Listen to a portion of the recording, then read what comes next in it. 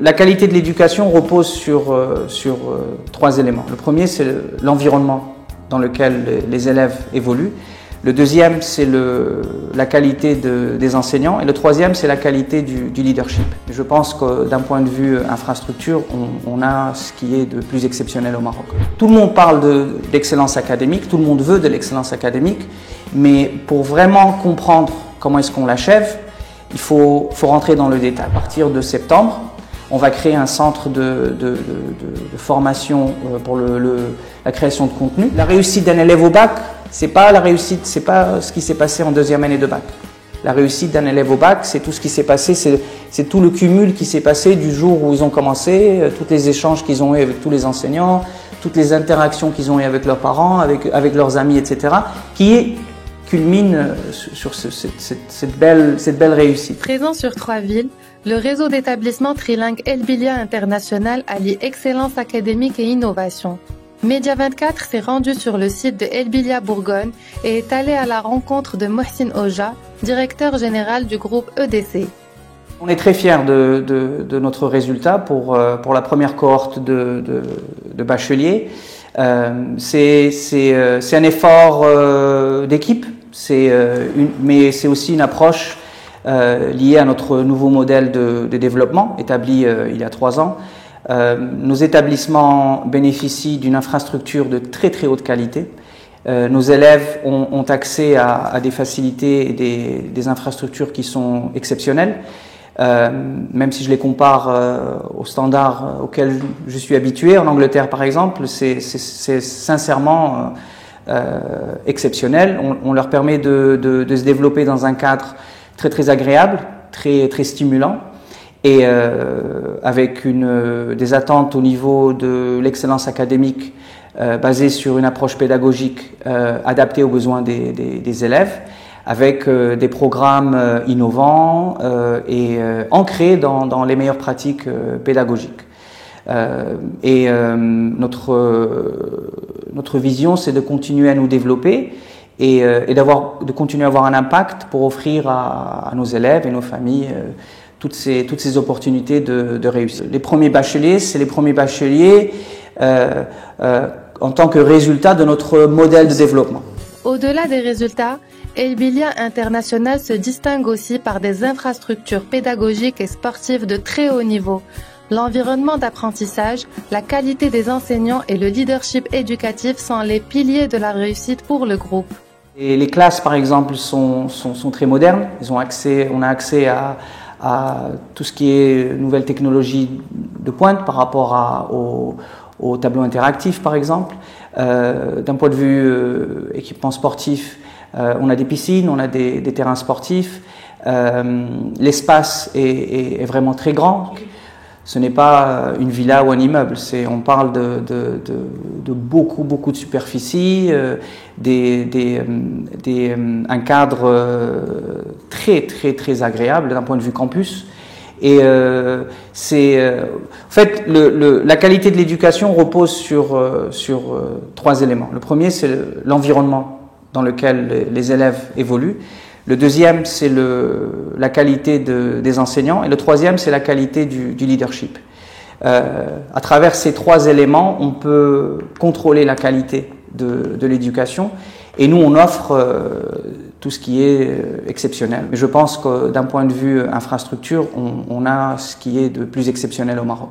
Pour préparer ses élèves au monde de demain, El Bilia International va au-delà du cursus classique et lancera dès l'an prochain une formation dédiée aux réseaux sociaux et à la création de contenu. Tout le monde parle d'excellence académique, tout le monde veut de l'excellence académique, mais pour vraiment comprendre comment est-ce qu'on l'achève, il faut rentrer dans le détail. Et c'est aller au-delà du curriculum traditionnel. Déjà, ça c'est le premier élément. Nous, on s'assure que nos élèves réussissent les matières, ça c'est le b.a.-ba de l'éducation, mais au-delà, on offre des opportunités pour qu'ils développent leurs compétences techniques et technologiques. On offre des opportunités extracurriculaires à travers nos Fab Labs, par exemple, où on permet aux élèves d'utiliser des technologies de pointe comme les imprimantes 3D ou d'autres technologies, à s'investir et à développer leurs compétences au-delà du curriculum classique. Quand je dis curriculum classique, c'est la classe en face d'un enseignant, etc.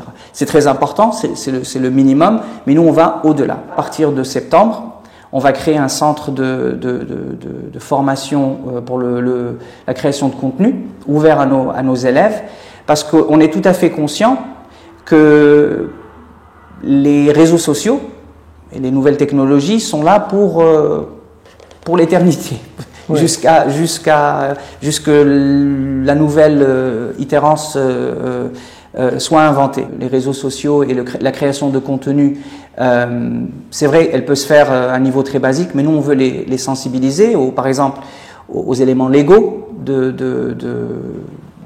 cet aspect, aux éléments techniques, et on veut développer leur créativité, leur innovation. Comme ça, ils seront adaptés à un monde qui change. Donc, d'un point de vue pédagogique, c'est là où s'inscrit notre différenciation. On va au-delà du curriculum, parce qu'on est constamment, on réfléchit constamment au changement de société, au changement qui se passe autour de nous, et nos programmes sont désignés pour organiser, pour répondre à ces changements. Notre référent EdTech, qui travaille avec les Fab Labs, etc., travaille aussi avec les établissements AEFE. Donc on intègre tout ce qui est extracurriculaire à travers tous nos réseaux, mais on l'adapte.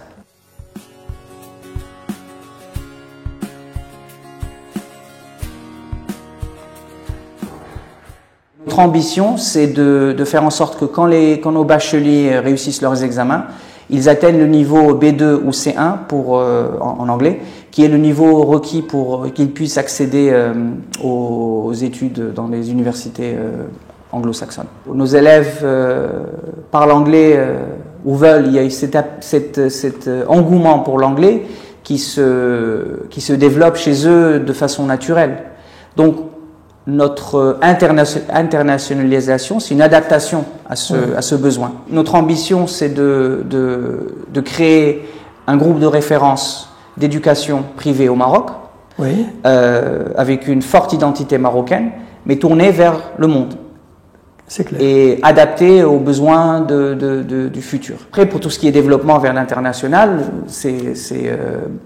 je dirais pas que c'est notre ambition prioritaire, mais pourquoi pas. Et si on a un modèle qui marche et qu'il y a une demande, et qu'on se doit soit d'assister ou de contribuer à d'autres